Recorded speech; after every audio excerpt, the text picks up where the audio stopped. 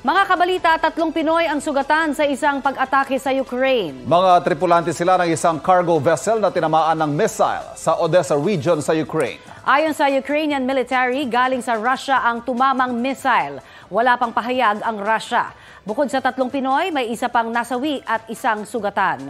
Papasok sana ang Liberia flag cargo vessel na K-Max Ruler sa isang port sa Black Sea nang tamaan ng missile. Sabi ng Infrastructure Minister ng Ukraine, maghahatid sana ng iron ore sa China ang cargo vessel.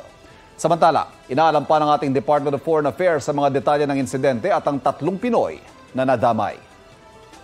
Balita ko, may tututukan kayo tuwing 10:30 a.m. sa GTV. Alamin ang mahalagang balita at impormasyong dapat nyong malaman sa Balita Ko tuwing Lunes hanggang Biyernes. Mag-subscribe din sa GMA Integrated News sa YouTube.